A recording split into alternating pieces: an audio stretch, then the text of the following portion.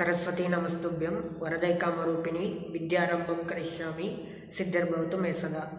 Hi, how are you students? This is Nagaraj HP, lecturer in accountancy, Vishwamanava PU College. In the previous video, we discussed about the financial statement, balance sheet and related problems in that. Okay. In this class, we are going to be discussing about the next financial statement, that is income statement.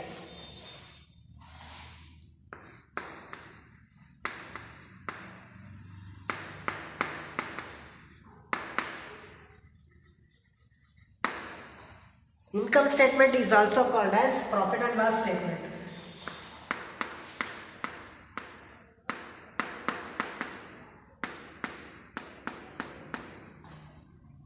Profit and loss statement or income statement, which is going to be prepared by the profit organization in order to know the profit or loss which is going to be earned by the any organization over a period. ಅಂದ್ರೆ ಯಾವುದೇ ಒಂದು business organization profit ಅನ್ನ ಎಷ್ಟು profit ಅನ್ನ earn ಮಾಡಿದೆ ಅಥವಾ ಎಷ್ಟು loss incur ಆಗಿದೆ, ಆ ಪ್ರಾಫಿಟ್ ಅಥವಾ ಲಾಸ್ ಅನ್ನ ಎಷ್ಟು ಪರ್ಟಿಕ್ಯುಲರ್ ಪೀರಿಯಡ್ ಅಲ್ಲಿ ಆಗಿದೆ ಅನ್ನೋದನ್ನ ಒಂದು ಕ್ಯಾಲ್ಕುಲೇಟ್ ಮಾಡ್ಲಿಕ್ಕೋಸ್ಕರ ನಾವೇನ್ ಮಾಡ್ತೀವಿ, ಇನ್ಕಮ್ ಸ್ಟೇಟ್ಮೆಂಟ್ ಅನ್ನ ಪ್ರಿಪೇರ್ ಮಾಡ್ತೀವಿ.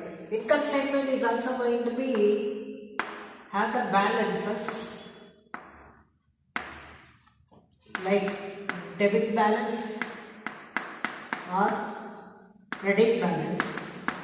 This debit balance and credit balances is going to be transferred to the capital in the liability side of the balance sheet. Okay, and this profit and loss, it is a differences which is going to be known by the capital of the any company which is from one year to another year. ಅಂದ್ರೆ ಒಂದು ಬಿಸ್ನೆಸ್ಸಿನ ಒಂದು capital ನ differences ಅಂದ್ರೆ first year ಅಲ್ಲಿ capital ಎಷ್ಟಿತ್ತು, second year ಅಲ್ಲಿ capital ಎಷ್ಟಿದೆ ಅಂತ ನಾವು ಕಂಪೇರ್ ಮಾಡಿದಾಗ ಆ ಏನು differences in the capital from one accounting year to another accounting year, ಆ ಡಿಫರೆನ್ಸಸ್ ಏನಿರುತ್ತಲ್ಲ ಆ ಡಿಫರೆನ್ಸಸ್ ಅನ್ನು ನಾವೇನ್ ಮಾಡ್ಬೋದು, ಪ್ರಾಫಿಟ್ ಅಥವಾ ಲಾಸ್ ಅಂತ ನಾವು ಫೈಂಡ್ ಔಟ್ ಮಾಡ್ಬೋದು. ಯಾಕೆಂದ್ರೆ ಫಸ್ಟ್ ಇಯರ್ ನಿಮ್ಮದು ಬಿಸ್ನೆಸ್ ಅಲ್ಲಿ 1.5 ಲಕ್ಷ ಇತ್ತು ಅಂತ ಅನ್ಕೊಳ್ಳಿ, ಎರಡನೇ ವರ್ಷ 2 ಲಕ್ಷ ಆಗಿದೆ ಅಂದ್ರೆ ಕ್ಯಾಪಿಟಲ್ ಯಾವ ಕಾರಣಕ್ಕೆ ಜಾಸ್ತಿ ಆಗಿದೆ, ಇನ್ಕಮ್ ಬಂದು ಆ ಕ್ಯಾಪಿಟಲ್ 50,000 ರೂಪಾಯಿ ಜಾಸ್ತಿ ಆಗಿದೆ. ಸೊ ಆ ಪರ್ಟಿಕ್ಯುಲರ್ ಇಯರ್ ಅಲ್ಲಿ ಆ difference between the capital of previous year and the current year ಏನು ನಾವು ನೋಡಿದಾಗ ಒಂದು ಪ್ರಾಫಿಟ್ ಅಥವಾ ಲಾಸ್ ಅಂತ ನಮಗೆ ಫೈಂಡ್ ಔಟ್ ಆಗುತ್ತೆ. ಹಾಗಾದ್ರೆ ನಿಮಗೆ ಪ್ರೀವಿಯಸ್ ಇಯರ್ ಅಲ್ಲೂ ನೀವು P&L ಹೇಗೆ ಪ್ರಿಪೇರ್ ಮಾಡ್ತೀರಾ ಅಂತ ನಿಮಗೆ ಗೊತ್ತಿದೆ, ಟ್ರೇಡಿಂಗ್ ಅಂಡ್ P&L ಅಕೌಂಟ್. ಅದೇ ರೀತಿ ವರ್ಟಿಕಲ್ ಫಾರ್ಮೆಟ್ ಅಲ್ಲೂ ನೀವು ಯಾವ ರೀತಿ ಪ್ರಾಫಿಟ್ ಅಂಡ್ ಲಾಸ್ ಸ್ಟೇಟ್ಮೆಂಟ್ ಅನ್ನ ಅಥವಾ ಇನ್ಕಮ್ ಸ್ಟೇಟ್ಮೆಂಟ್ ಅನ್ನ ಮಾಡಬಹುದು ಅನ್ನೋದನ್ನ ನೋಡೋಣ.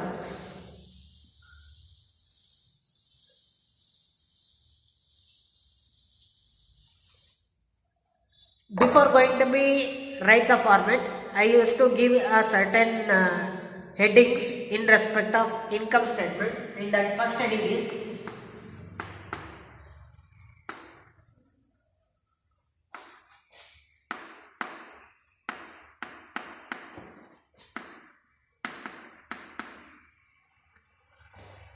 ಇನ್ಕಮ್ ಸ್ಟೇಟ್ಮೆಂಟ್ ಅಲ್ಲಿ ಫಸ್ಟ್ ಹೆಡ್ಡಿಂಗ್ ಬರೋದೆ revenue from operations. Revenue from operation, you all know that what exactly the revenue. Revenue it is a sale proceeds, ಅದನ್ನ ನಾವೇನಂತ ಕರಿತೀವಿ, ರೆವೆನ್ಯೂ ಅಂತ ಕರಿತೀವಿ. ಅಂದ್ರೆ ವಸ್ತುಗಳನ್ನ ಮಾರಾಟ ಮಾಡಿದ್ಮೇಲೆ ಅಥವಾ ಸರ್ವಿಸಸ್ ನ ಪ್ರೊವೈಡ್ ಮಾಡಿದ್ದಾದ್ಮೇಲೆ ಬರ್ತಕ್ಕಂಥ ಮನಿ ಏನಿರುತ್ತಲ್ಲ ಅದನ್ನ ನಾವೇನಂತ ಕರಿತೀವಿ, ರೆವೆನ್ಯೂ ಅಂತ ಕರಿತೀವಿ. ಸೊ ರೆವೆನ್ಯೂ ಫ್ರಮ್ ಆಪರೇಷನ್ಸ್ ಅಲ್ಲಿ ನಮಗೆ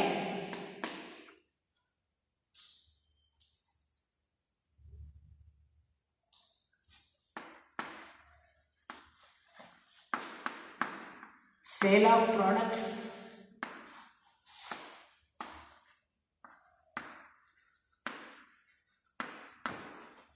sale of services,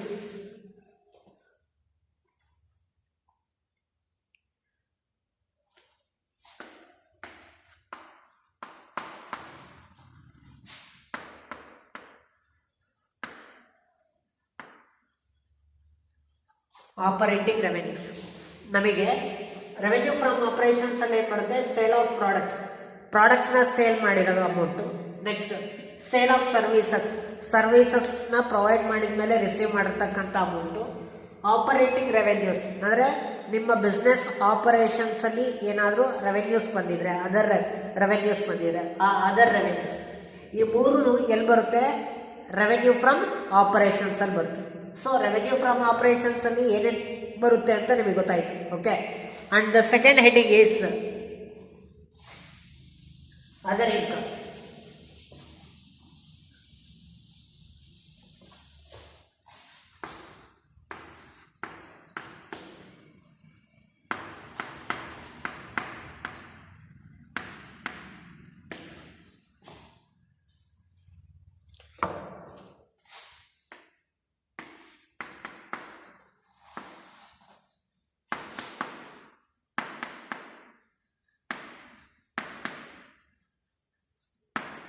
Interest on investment,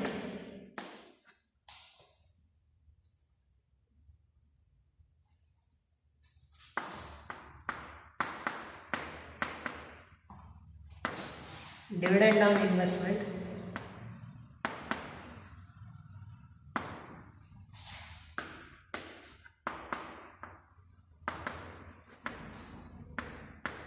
net gain.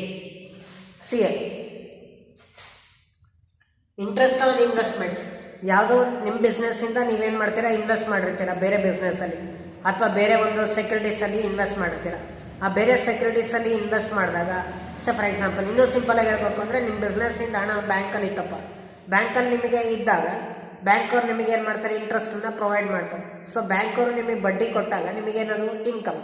So ಅದೇ ರೀತಿ ನೀವು ಎಲ್ಲೋ ಒಂದು ಸೆಕ್ಯೂರಿಟೀಸಲ್ಲಿ ನೀವು ಇನ್ವೆಸ್ಟ್ ಮಾಡಿರ್ತೀರ ನಿಮ್ಮ ಬಿಸ್ನೆಸ್ಸಿಂದ, ಆ ಇನ್ವೆಸ್ಟ್ಮೆಂಟ್ ಮಾಡಿರೋದಕ್ಕೆ ನಿಮಗೆ ಇಂಟ್ರೆಸ್ಟ್ ರಿಸೀವ್ ಆಗುತ್ತೆ. ಆ ಇಂಟ್ರೆಸ್ಟ್ ರಿಸೀವ್ ಆದಾಗ ನಮಗೆ ಅದು ಇನ್ಕಮ್. ಸೊ ಆ ಇಂಟ್ರೆಸ್ಟ್ ಆನ್ ಇನ್ವೆಸ್ಟ್ಮೆಂಟ್ ರಿಸೀವ್ಡ್ ಏನಾದರೂ ಇತ್ತು ಅಂದರೆ ಅದನ್ನು ಅದರ್ ಇನ್ಕಮಿಗೆ ಹಾಕ್ಬೋದು. ನೆಕ್ಸ್ಟ್ ಅದೇ ರೀತಿ ಡಿವಿಡೆಂಡ್ ಆನ್ ಇನ್ವೆಸ್ಟ್ಮೆಂಟ್, ನೀವೇನಾದರೂ ಡಿವಿಡೆಂಡನ್ನು ಇನ್ವೆಸ್ಟ್ಮೆಂಟ್ ಮೇಲೆ ನೀವೇನಾದರೂ ರಿಸೀವ್ ಮಾಡಿದರೆ, ಅಂದರೆ ನಿಮ್ಮ ಕಂಪನಿಯಿಂದ ಶೇರ್ಸನ್ನು ನೀವು ಬೇರೆ ಕಂಪನಿ ಶೇರ್ಸಲ್ಲಿ ನೀವೇನಾದರೂ ಇನ್ವೆಸ್ಟ್ ಮಾಡಿದಾಗ ಅದರಿಂದ ನಿಮಗೇನಾದರೂ ಡಿವಿಡೆಂಡ್ ಬಂದರೆ ಅದನ್ನು ಡಿವಿಡೆಂಡ್ ಆನ್ ಇನ್ವೆಸ್ಟ್ಮೆಂಟ್ ಅಂತ ಕರೀತಾರೆ.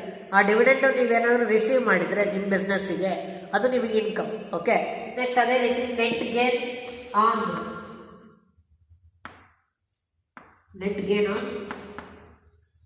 Sale of assets. ಗೇನ್ ಅನ್ನೋ ವರ್ಡ್ ನಿಮಗೆ ಕೇಳಿರಬೇಕು. Gain it is recurring or non recurring. First ಇಯರಲ್ಲಿ ಗೇನು ಪ್ರಾಫಿಟ್ಗೂ ಎರಡು ವ್ಯತ್ಯಾಸ ಇದೆ. ಗೇನ್ ಬೇರೆ, ಪ್ರಾಫಿಟ್ ಬೇರೆ. ಅಂದರೆ ಎರಡೂ ಮೀನಿಂಗ್ ಒಂದೇ ಬರುತ್ತೆ. But gain it is occurred on particular event only, ಅಂದರೆ ಪರ್ಟಿಕ್ಯುಲರ್ ಈವೆಂಟಲ್ಲಿ ಮಾತ್ರ ನಮಗೆ ಬರತಕ್ಕಂಥದ್ದು.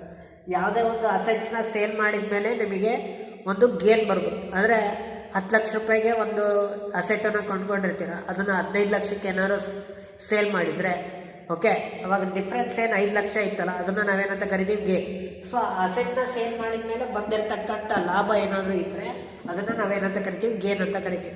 ಆ ಥರ ಸೇಲ್ ಆಫ್ ಇನ್ವೆಸ್ಟ್ಮೆಂಟ್ಸ್ ಅಥವಾ ಅಸೆಟ್ಸ್ ಏನಾದರೂ ಇತ್ತು ಅಂದರೆ ಅದನ್ನು ಕೂಡ ಎಲ್ಲಿ ಬರುತ್ತೆ? ಅದರ್ ಇನ್ಕಮ್ ಅಲ್ಲಿ ಬರುತ್ತೆ. Okay, so this is the second heading. Okay, and third heading is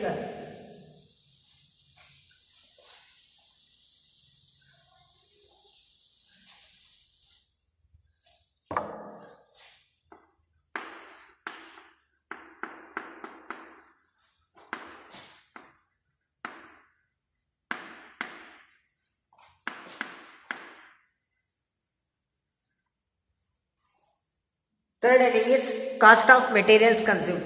Cost of materials consumed, nothing but raw materials which is going to be purchased by any manufacturing company. ಅಂದರೆ ನಿಮ್ಮದು ಒಂದು manufacturing company ಆಗಿರುತ್ತೆ. Manufacturing ಕಂಪನಿಗೆ ಏನು ಬೇಕು?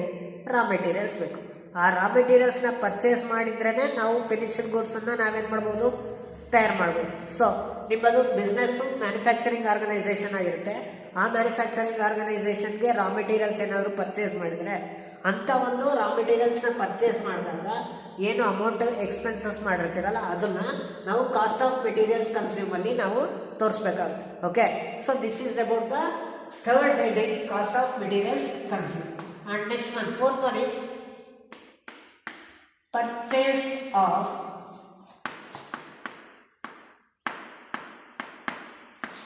Stock in trade.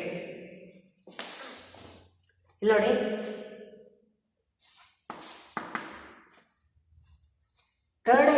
Fourth ಹೆಡಿಂಗಿಗೂ ಒಂದು small difference ಇದೆ. ಒಂದು ಮ್ಯಾನುಫ್ಯಾಕ್ಚರಿಂಗ್ ಬಿಸ್ನೆಸ್, ಒಂದು ಟ್ರೇಡಿಂಗ್ ಬಿಸ್ನೆಸ್. ಮ್ಯಾನುಫ್ಯಾಕ್ಚರಿಂಗ್ ಬಿಸ್ನೆಸ್ ಆದರೆ ರಾ ಮೆಟೀರಿಯಲ್ಸ್ ಪರ್ಚೇಸ್ ಮಾಡ್ತೀರಾ, ಟ್ರೇಡಿಂಗ್ ಬಿಸ್ನೆಸ್ ಆದರೆ ಗೂಡ್ಸ್ನ ಪರ್ಚೇಸ್ ಮಾಡ್ತೀರಾ. ಓಕೆ, ಗೂಡ್ಸ್ನ ಪರ್ಚೇಸ್ ಮಾಡಿ ಗೂಡ್ಸ್ನ ಸೇಲ್ ಮಾಡ್ಬೋದು, ರಾ ಮೆಟೀರಿಯಲ್ಸ್ನ ಪರ್ಚೇಸ್ ಮಾಡಿ ಗೂಡ್ಸ್ನ ಪ್ರೊಡ್ಯೂಸ್ ಮಾಡ್ಬೋದು. Okay, but Ra materials purchase ಮಾಡಲಿಕ್ಕೂ ಎಕ್ಸ್ಪೆನ್ಸಸ್ ಆಗುತ್ತೆ, ಗೂಡ್ಸ್ನ ಪರ್ಚೇಸ್ ಮಾಡಿದರೂ ಎಕ್ಸ್ಪೆನ್ಸಸ್ ಆಗುತ್ತೆ. ನೀವು ಗೂಡ್ಸ್ನ ಪರ್ಚೇಸ್ ಮಾಡಿ ಗೂಡ್ಸ್ನ ಸೇಲ್ ಮಾಡಿದರೆ ಓಕೆ, ಅದು ಟ್ರೇಡಿಂಗ್ ಆರ್ಗನೈಸೇಷನ್. ರಾ ಮೆಟೀರಿಯಲ್ಸ್ನ ಪರ್ಚೇಸ್ ಮಾಡಿ ಗೂಡ್ಸ್ನ ಪ್ರೊಡ್ಯೂಸ್ ಮಾಡ್ತೀನಿ ಅಂದರೆ ಅದು ಮ್ಯಾನುಫ್ಯಾಕ್ಚರಿಂಗ್ ಆರ್ಗನೈಸೇಷನ್. ಸೊ ನಿಮ್ಮದು ಟ್ರೇಡಿಂಗ್ ಆರ್ಗನೈಸೇಷನ್ ಆಗಿ ನೀವು ಏನಾದರೂ ಗೂಡ್ಸ್ನ ಪರ್ಚೇಸ್ ಮಾಡ್ತಾ ಇದ್ದೀರಾ ಅಂದರೆ ಅದನ್ನು ಪರ್ಚೇಸ್ ಆಫ್ ಸ್ಟಾಕ್ ಇನ್ ಟ್ರೇಡಲ್ಲಿ ತೋರಿಸ್ಬೇಕಾಗುತ್ತೆ. ಆ ಗೂಡ್ಸ್ನ ಅಕಸ್ಮಾತ್ ನೀವು ರಾ ಮೆಟೀರಿಯಲ್ಸ್ನ ಪರ್ಚೇಸ್ ಮಾಡಿದ್ದೀರಾ ಅಂದರೆ ಅದನ್ನು ಕಾಸ್ಟ್ ಆಫ್ ಮೆಟೀರಿಯಲ್ಸ್ ಕನ್ಸ್ಯೂಮಲ್ಲಿ ತೋರಿಸ್ಬೇಕಾಗುತ್ತೆ. ಸೊ ಇವೆರಡೂ ಎರಡು ಹೆಡಿಂಗು ಡಿಫ್ರೆನ್ಸ್ ಆಗುತ್ತೆ.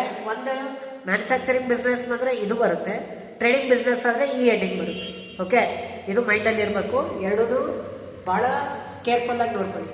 ಒಂದು cost of materials consume only for the manufacturing business, purchase of stock in trade only for trading business. Okay, and next fifth one,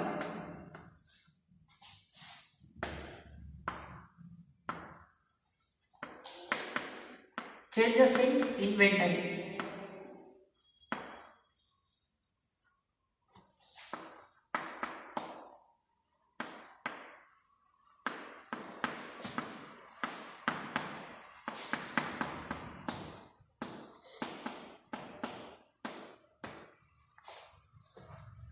changes in inventory ಅಂದರೆ ಸ್ಟಾಕ್ನಲ್ಲಿ ನಮಗೆ changes ಆಗ್ತಾ ಇರುತ್ತೆ. Opening stock ಎಷ್ಟಿರುತ್ತೆ ಮತ್ತು closing stock ಎಷ್ಟಿರುತ್ತೆ.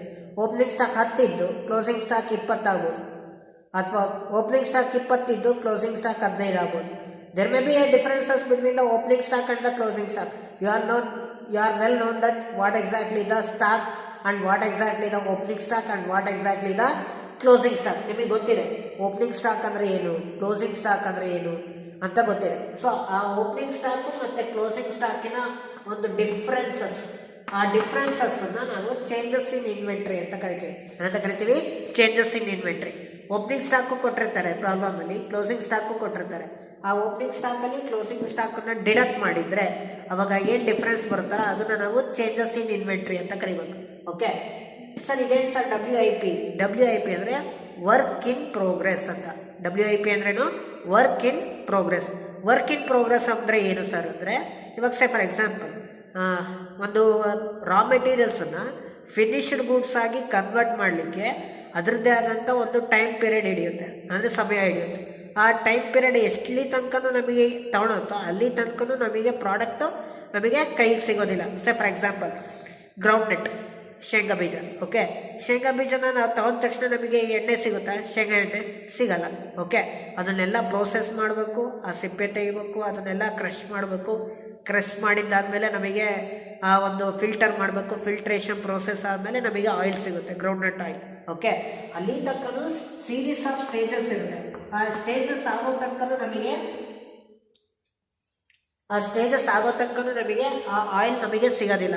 So ಅದಕ್ಕೋಸ್ಕರ ನಾವು ವರ್ಕ್ ಇನ್ ಪ್ರೋಗ್ರೆಸ್ ಅಂತ ಕರಿತೀವಿ. ಓಕೆ, ಏನಂತ ಕರಿತೀವಿ? Work in progress. ಸೊ ಆ ವರ್ಕ್ ಇನ್ ಪ್ರೋಗ್ರೆಸ್ ಅಲ್ಲಿ ಇದ್ರೂ ಅದು ಸ್ಟಾಕೆ. ಓಕೆ, ಅದನ್ನು ಏನು ಸೆಮಿ ಫಿನಿಶ್ಡ್ ಗೂಡ್ಸ್ ಅಂತ ಕರಿತೀವಿ. ಆ ಸೆಮಿ ಫಿನಿಶ್ಡ್ ಗೂಡ್ಸ್ ಕೂಡ ನಾವು ಸ್ಟಾಕ್ ಅಂತ ಕನ್ಸಿಡರ್ ಮಾಡ್ತೀವಿ. ಸೊ ಆ difference between the opening and closing ಏನಿರುತ್ತಲ್ಲ ಇನ್ವೆಂಟ್ರಿದು, ಅದನ್ನು ನಾವು ಚೇಂಜಸ್ ಇನ್ ಇನ್ವೆಂಟ್ರೀಸ್ ಅಂತ ಕರಿತೀವಿ. Okay, and the next one is sixth one,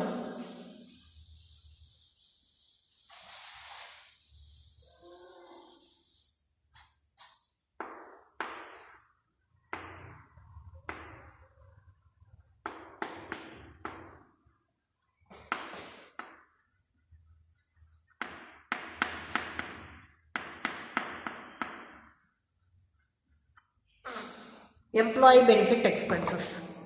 employee benefit expenses ಅಂದರೆ ಆರ್ಗನೈಸೇಷನ್ ಅಂದಮೇಲೆ ಎಂಪ್ಲಾಯೀಸ್ ಇರ್ತಾರೆ. ಆ ಎಂಪ್ಲಾಯೀಸ್ ಆರ್ಗನೈಸೇಷನ್ಗೋಸ್ಕರ ವರ್ಕ್ ಮಾಡ್ತಾ ಇರ್ತಾರೆ. ಆ ವರ್ಕ್ ಮಾಡ್ತಾ ಇದ್ದಾಗ ನಾವು ಅವರಿಂದ ಬೆನಿಫಿಟ್ಸ್ನ ರಿಸೀವ್ ಮಾಡ್ತಾ ಇದ್ದೀವಿ ಅಂದರೆ, ಬಿಸ್ನೆಸ್ಸು ಆ ಎಂಪ್ಲಾಯೀಸಿಂದ ಬೆನಿಫಿಟ್ಸ್ನ ರಿಸೀವ್ ಮಾಡ್ತಾ ಇದ್ದಾರೆ ಅಂದರೆ, ಆ ಎಂಪ್ಲಾಯೀಸಿಗೆ ನಾವು ಏನು ಮಾಡಬೇಕಾಗುತ್ತೆ, ಬೆನಿಫಿಟ್ಸನ್ನು ನಾವು ಪ್ರೊವೈಡ್ ಮಾಡಬೇಕಾಗುತ್ತೆ. ಅಂದರೆ taking the benefits and giving the benefits. ವರ್ಕನ್ನು ತಗೊಳ್ಳೋದು ಒಂದು ಬೆನಿಫಿಟ್ಟು. ಆ ವರ್ಕಿಗೆ ಪ್ರತಿಯಾಗಿ ನಾವೇನು ಮಾಡಬೇಕಾಗುತ್ತೆ, ಸರ್ಟೆನ್ ಬೆನಿಫಿಟ್ಸನ್ನು ಕೊಡಬೇಕಾಗುತ್ತೆ. ಯಾವ ಥರ ಬೆನಿಫಿಟ್ಸ್ನ ಕೊಡ್ತೀರ? ಒಂದು salary, wages, bonus, leaves,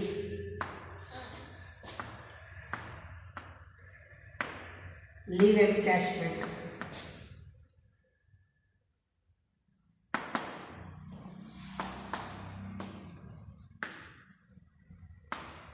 traveling benefits,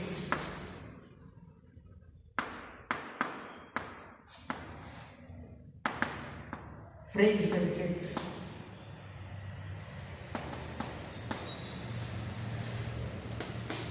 medical, insurance, etc. ಹೇಳ್ತಾ ಹೋದ್ರೆ ಜಾಸ್ತಿನೇ ಇದೆ. ಓಕೆ, ಎಷ್ಟೊಂದಿದೆ ಬೆನಿಫಿಟ್ಸ್. ಎಂಪ್ಲಾಯಿಗೋಸ್ಕರನೇ ಬಿಸ್ನೆಸ್ ಏನಾದರೂ ಎಕ್ಸ್ಪೆನ್ಸಸ್ನ ಮಾಡಿದರೆ ಅಂಥ ಒಂದು ಎಕ್ಸ್ಪೆನ್ಸಸ್ಸನ್ನು ನಾವೇನಂತ ಕರಿತೀವಿ, ಎಂಪ್ಲಾಯಿ ಬೆನಿಫಿಟ್ ಎಕ್ಸ್ಪೆನ್ಸಸ್. ಆ ಥರ ಎಂಪ್ಲಾಯಿ ಬೆನಿಫಿಟ್ ಎಕ್ಸ್ಪೆನ್ಸಸ್ ಯಾವುದೇ ಬರಲಿ ಅದನ್ನು ನಾವು ಈ ಹೆಡ್ಡಿಂಗಲ್ಲಿ ತೋರಿಸ್ಬೇಕಾಗುತ್ತೆ.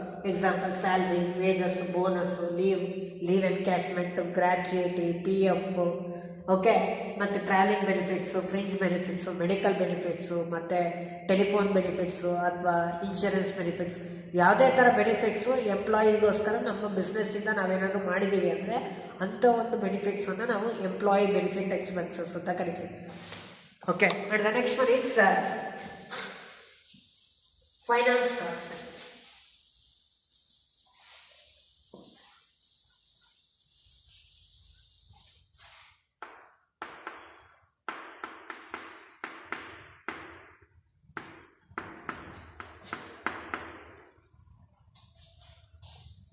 See, finance cost, as the name only tell that it is a cost which is going to be incurred by organization on raising the funds.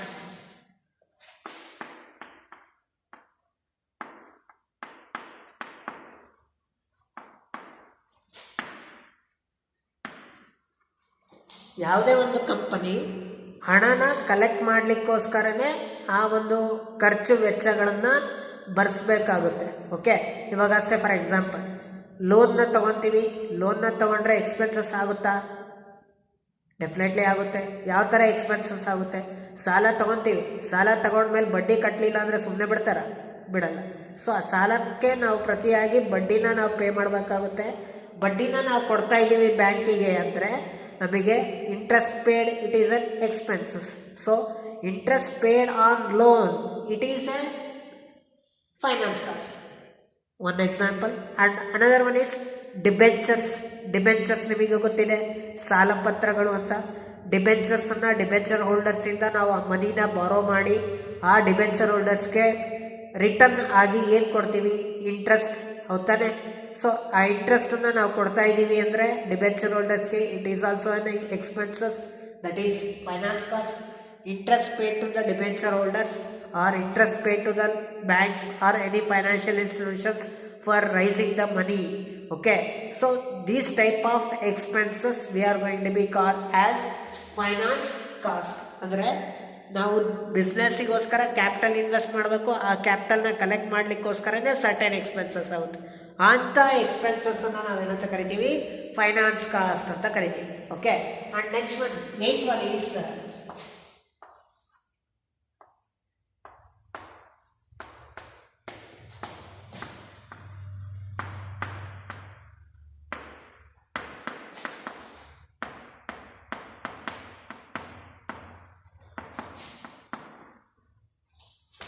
depreciation and amortization.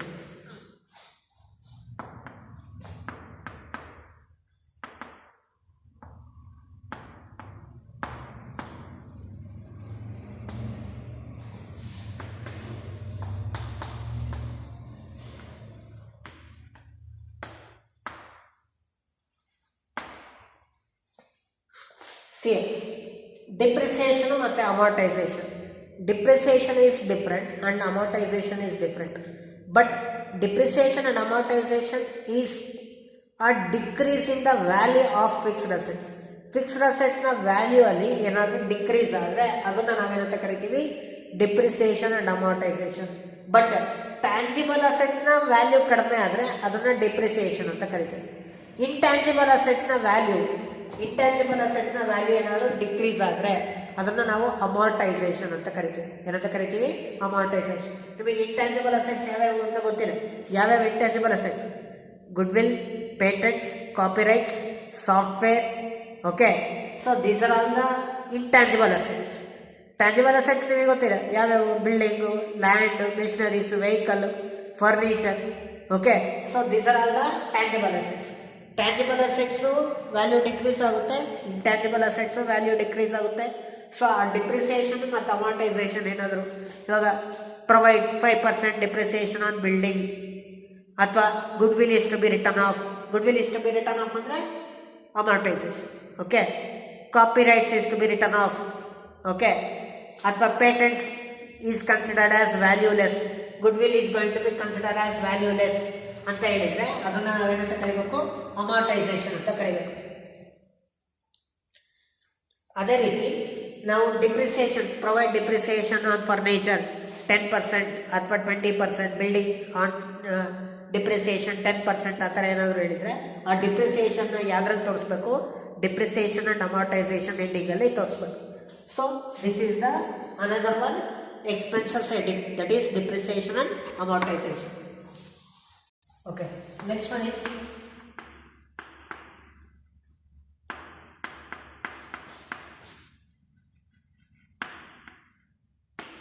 Other expenses. Other expenses ಅಲ್ಲಿ ಏನು ಬರುತ್ತೆ ಅಂದರೆ, ಮೇಲೆ ಏನು expenses ನೋಡಿದ್ರಲ್ಲ, ಒಂದು cost of materials consume ಆಗಿರ್ಬೋದು, purchase of stock in trade ಆಗಿರ್ಬೋದು, ಚೇಂಜಸ್ ಇನ್ ಇನ್ವೆಂಟ್ರಿ ಆಗಿರ್ಬೋದು, ಎಂಪ್ಲಾಯ್ ಬೆನಿಫಿಟ್ ಎಕ್ಸ್ಪೆನ್ಸಸ್ ಆಗಿರ್ಬೋದು, ಆ ಎಲ್ಲ ಎಕ್ಸ್ಪೆನ್ಸಸ್ನ ಹೊರತಾಗಿ ಏನಾದರೂ ಬೇರೆ ಎಕ್ಸ್ಪೆನ್ಸಸ್ ಬಂದರೆ ಅದನ್ನು ಅದರ್ ಎಕ್ಸ್ಪೆನ್ಸಸ್ ಅಲ್ಲಿ. ಸೊ ಫಾರ್ ಎಕ್ಸಾಂಪಲ್ ಇದರಲ್ಲಿ ಏನು ಬರುತ್ತೆ ಅಂದರೆ ಡೈರೆಕ್ಟ್ ಎಕ್ಸ್ಪೆನ್ಸಸ್ ಬರುತ್ತೆ, ಇಂಡೈರೆಕ್ಟ್ ಎಕ್ಸ್ಪೆನ್ಸಸ್ ಬರುತ್ತೆ, ಮತ್ತೆ ನಾನ್ ಆಪರೇಟಿಂಗ್ ಎಕ್ಸ್ಪೆನ್ಸಸ್ ಬರುತ್ತೆ.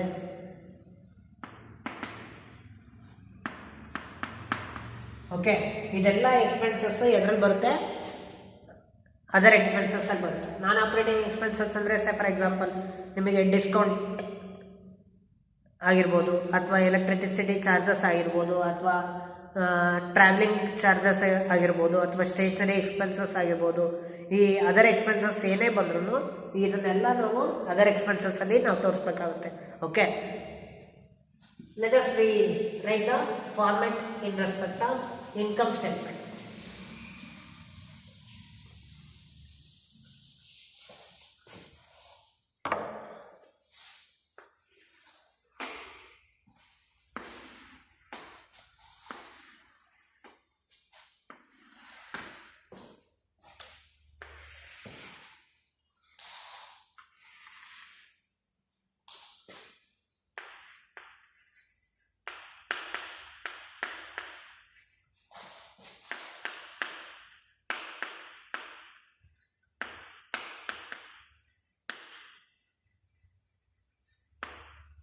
Vertical income statement.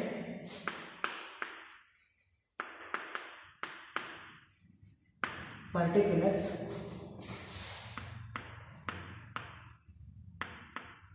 Note number. Rupees.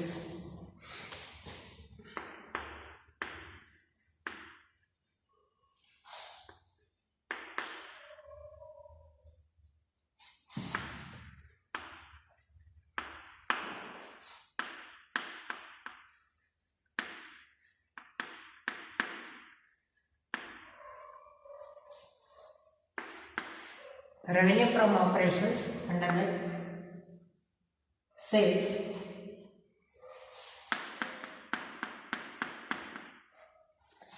less returns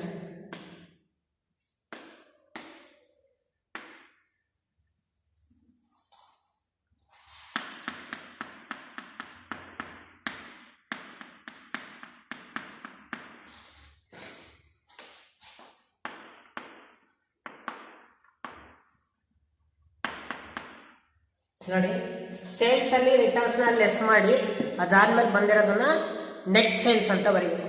ಆ ನೆಟ್ ಸೇಲ್ಸ್ಗೆ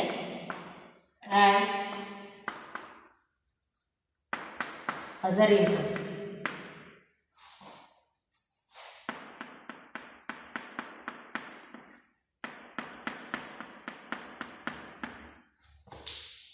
ನೆಟ್ ಸೇಲ್ಸ್ಗೆ ಅದರ್ ಇನ್ಕಮ್ ನ ಆಡ್ ಮಾಡಿದ್ರೆ ನಮಗೆ ಟೋಟಲ್ ಇನ್ಕಮ್ ಸಿಗುತ್ತೆ.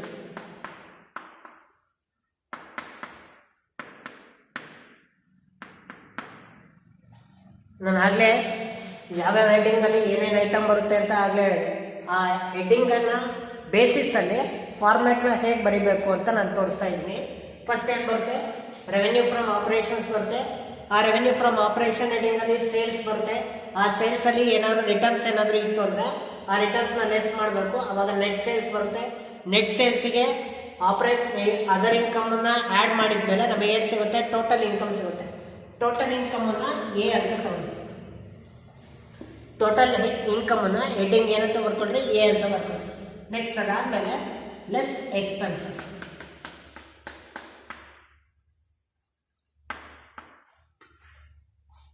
ಲೆಸ್ ಎಕ್ಸ್ಪೆನ್ಸಸ್ ಅಂತ ಬರೆದು under that one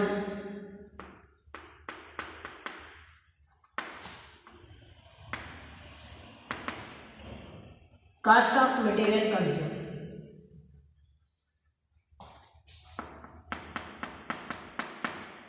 Next, second one, purchase of stock in trade.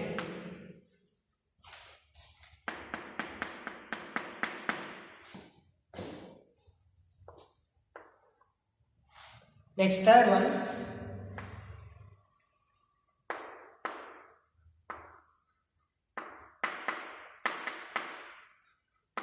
changes in inventory.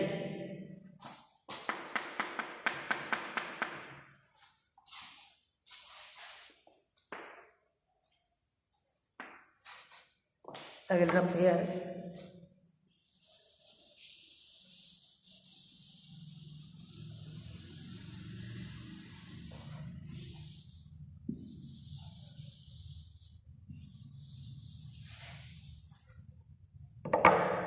And next fourth one,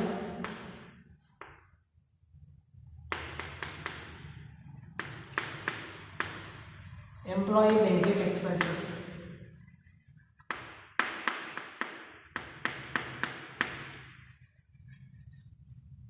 Next fifth one,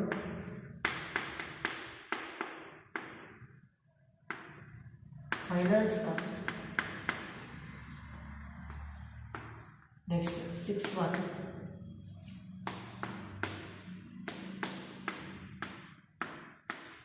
depreciation and amortization.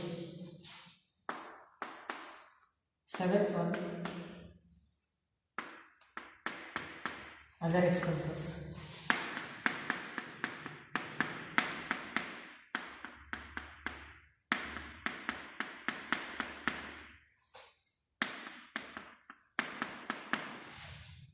Okay ನೋಡಿ, ಇಷ್ಟು expenses heading ಅನ್ನ ಬರೆದಾದ್ಮೇಲೆ ಅದನ್ನ total ಮಾಡಿ total expenses ಅಂತ ಬರುತ್ತೆ.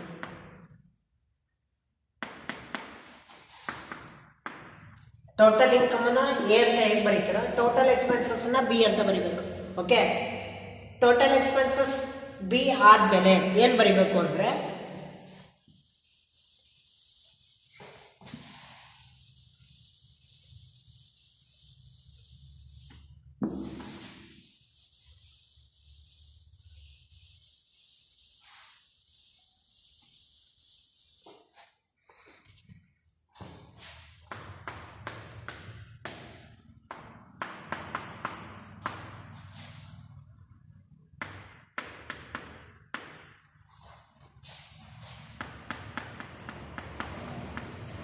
Profit before tax A minus B. ನೋಡಿ, profit before tax ಅಂತಾನೂ ಕರಿತೀವಿ ಅಥವಾ ಅರ್ನಿಂಗ್ ಬಿಫೋರ್ ಟ್ಯಾಕ್ಸ್ ಅಂತಾನೂ ಕರಿತೀವಿ. PBT ಅಥವಾ EBT ಅಂತ ಕರಿತೀವಿ.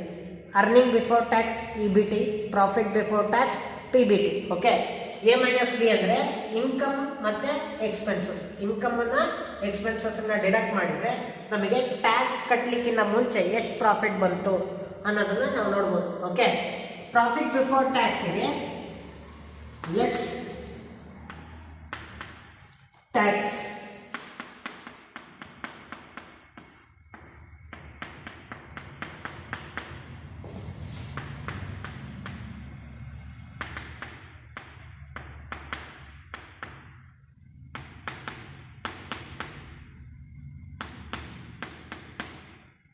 ಪ್ರಾಫಿಟ್ ಬಿಫೋರ್ ಟ್ಯಾಕ್ಸಿಗೆ ಟ್ಯಾಕ್ಸ್ನ ಇನ್ಕಮ್ ಟ್ಯಾಕ್ಸ್ನ ಲೆಸ್ ಮಾಡಿದರೆ ನಮಗೆ ಸಿಗೋದೆ ಪ್ರಾಫಿಟ್ ಆಫ್ಟರ್ ಟ್ಯಾಕ್ಸ್, PAT ಅಂತ ಕರಿತೀವಿ.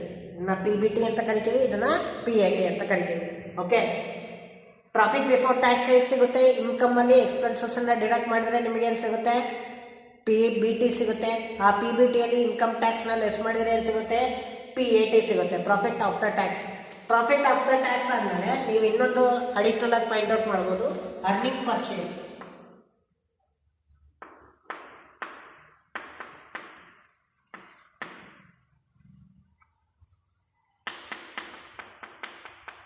ಅರ್ನಿಂಗ್ ಪರ್ ಶೇರ್ ಹೆಂಗೆ EPS ಹೇಗೆ ಕ್ಯಾಲ್ಕುಲೇಟ್ ಮಾಡಬೇಕು ಅಂದರೆ PAT divided by number of equity share. PAT divided by number of equity ಶೇರ್ಸ್ನ ಮಾಡಿದರೆ ನಿಮಗೇನು ಸಿಗುತ್ತೆ? Earning per share. ಅಂದರೆ ಟ್ಯಾಕ್ಸ್ನ ಪೇಮೆಂಟ್ ಮಾಡಿದ ಮೇಲೆ ಉಳಿದಿರ್ತಕ್ಕಂಥ ಪ್ರಾಫಿಟನ್ನು ನಾವು ಈಕ್ವಿಟಿ ಶೇರ್ ಹೋಲ್ಡರ್ಸಿಗೆ ನಾವು ಕೊಡಬೇಕು ಅಂದರೆ ಒಂದು ಈಕ್ವಿಟಿ ಶೇರ್ ಹೋಲ್ಡರ್ಸಿಗೆ ಒಂದು ಶೇರಿಗೆ ಎಷ್ಟು ಸಿಗುತ್ತೆ? So number of equity shares ಎಷ್ಟಿರುತ್ತೋ ಅದನ್ನು PATನ ಭಾಗಿಸಿದ್ರೆ ನಿಮಗೆ ಏನು ಸಿಗುತ್ತೆ? ಅರ್ನಿಂಗ್ ಪರ್ ಶೇರ್ ಸಿಗುತ್ತೆ. ಇದು ಅಡಿಷ್ನಲ್, ಇದು ಮೈಂಡಲ್ಲಿ ನಿಮಗೆ ರೇಷಿಯೋಸ್ ಚಾಪ್ಟರ್ ಮಾಡ್ಬೇಕಾದ್ರೆ ನಿಮಗೆ EPS ಕ್ಯಾಲ್ಕುಲೇಷನ್ಸ್ ಬರುತ್ತೆ. ಅವಾಗ EPS ಕ್ಯಾಲ್ಕುಲೇಷನ್ ಮಾಡಬೇಕು ಅಂದರೆ ನಿಮಗೇನು ಬೇಕು? PAT ಹೇಗೆ ಸಿಗುತ್ತೆ? PBTಯಲ್ಲಿ ಟ್ಯಾಕ್ಸ್ನ ಲೆಸ್ ಮಾಡಿದರೆ ನಿಮಗೇನು ಸಿಗುತ್ತೆ? PAT ಸಿಗುತ್ತೆ, profit after tax. Okay, so this is the format in respect of income statement. Okay, in the upcoming classes we are going to be solve the problems in respect of income statement. Okay, so you have to practice this schedules or format and headings in clearly, and whatever the headings and whatever the items which is going to be comes under the which heading. ಅಂದರೆ ನಾನು ಆಗಲೇ ಹೇಳಿದೆ ಯಾವ ಹೆಡ್ಡಿಂಗಲ್ಲಿ ಏನು items ಬರುತ್ತೆ ಅಂತ. ಆ ಐಟಮ್ಸನ್ನು ಯಾವ್ಯಾವ ಹೆಡ್ಡಿಂಗಲ್ಲಿ ಹೇಗೆ ಬರುತ್ತೆ ಅಂತ ನೀವು ಕೂತ್ಕೊಂಡು ಕ್ಲೀನಾಗಿ ಪ್ರಾಕ್ಟೀಸ್ ಮಾಡಬೇಕಾಗುತ್ತೆ. ಯಾಕೆಂದರೆ ಹೆಡ್ಡಿಂಗ್ಸ್ ನಿಮಗೆ ಜ್ಞಾಪಕ ಇಲ್ಲ ಅಂದರೆ ಯಾವುದೇ ಕಾರಣಕ್ಕೂ ನಿಮಗೆ ಪ್ರಾಬ್ಲಮ್ಸ್ ಮಾಡಲಿಕ್ಕೆ ಆಗೋದಿಲ್ಲ. So keep practice and keep following the instructions. Thank you.